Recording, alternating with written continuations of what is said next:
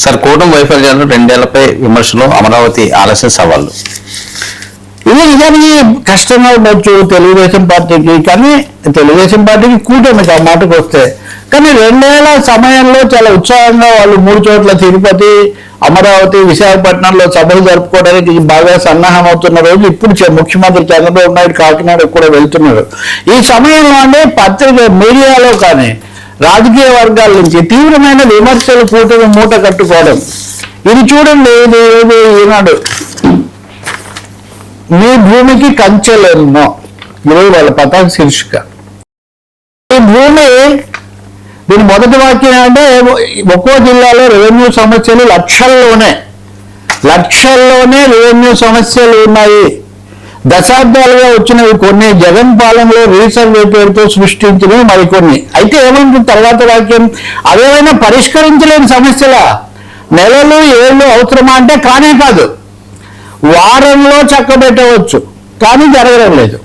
మీ భూమి చుట్టూ ముళ్ళ కంచెలేసి కూర్చున్నారు. అందే ఆ అర్జీల్లో 70% భూ సమస్యలపైన వస్తున్నవే కావడం. కూటమి ప్రభుత్వం ఏర్పాటు అయిన దగ్గర నుంచి ఒకవైపున కూటమి రెవెన్యూ సదస్సులు అడవుట్ చేస్తుంది, కానీ 70% భూమి సమస్యలు అలాగే ఉన్నాయి. ఇంకెవరైనా రాసుంటే లేకపోతే ఇంకెవరైనా వ్యాఖ్యానించుంటే ఏమైనా అవకాశం వచ్చేదేమో, ఇక్కడ ఆ సమస్య ఉండదేమో అని నేను భావిస్తున్నా. 90% సమస్యలు ఎప్పటి నుంచో ఉన్నవి. 2027 మార్చి నాటికి పరిష్కరిస్తామని చెప్పడమే తప్ప క్షేత్రస్థాయికి వెళ్ళి సమస్య చూడడం లేదు. ఇంకో పద్ధతి,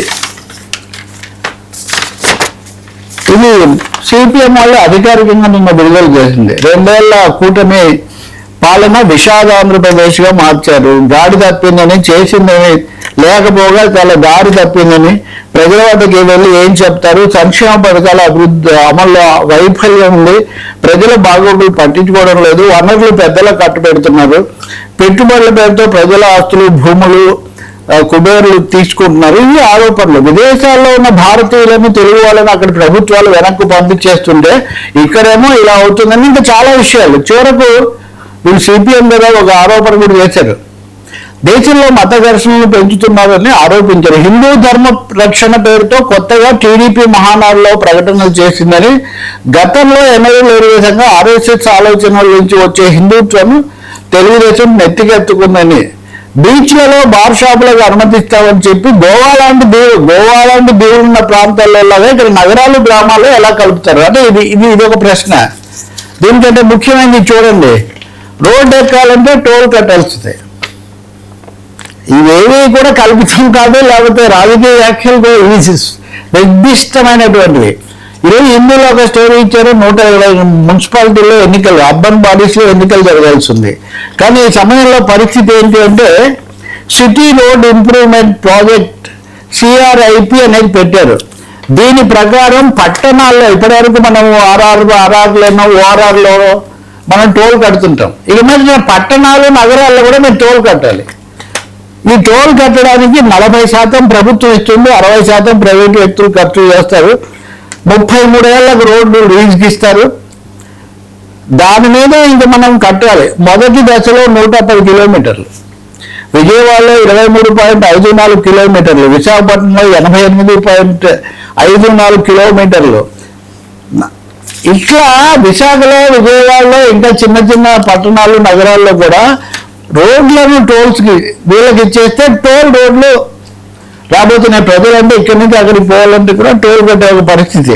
ఇలా మున్సిపల్ ఎన్నికల మీద ఏం ప్రభావం చూపిస్తుందనేది ఒకటైతే, అసలు ప్రజల ఇప్పటికున్న అసలే పెట్రోల్ ఛార్జీలు అన్నీ పెరిగి, ధరలు పెరిగి, జీతాలు రాక నానా అవస్థలు పడుతున్న ప్రజలకు ఏంటంటే ఇటు నుంచి అటు వచ్చినా మీరు టోల్ కట్టాలంటే వాళ్ళు ఎక్కడ ఏమవుతుందనే ఒక పెద్ద ప్రశ్న. ఇవన్నీ ఓ తీవ్ర అసంతృప్తికి దారితీస్తుంది.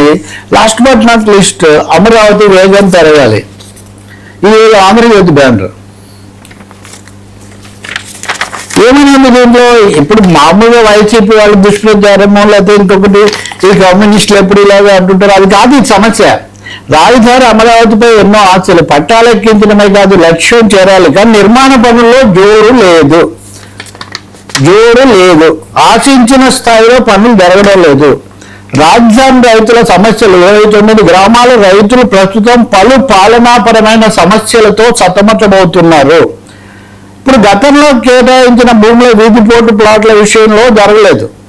రైతులకు కేటాయించిన రిటైనబుల్ ప్లాట్స్ వల్ల ఏదో లాభాలు జరుగుతాయంటే వాటి మీద అప్పులు ఇవ్వట్లేదు బ్యాంకులు. ఏం చేయాలి?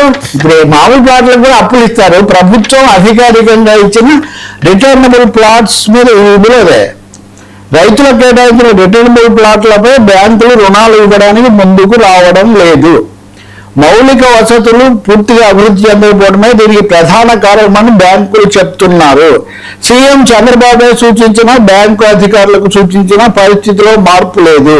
అసైన్డ్ భూములకు సంబంధించిన వివాదం పూర్తిగా సమసిపోలేదు. ఇట్లా ఒకటి రెండు దీనివల్ల ఏమవుతుంది? తొలి విడత భూ సమీకరణలో భూములు ఇచ్చిన రైతులకు 10 ఏళ్ళైనా రిటర్నబుల్ ప్లాట్లు పూర్తి స్థాయిలో అందుబాటులోకి రాలేదు.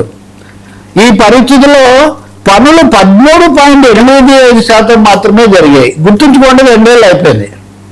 2027 అంటే ఇంకా ఒక ఏడాది.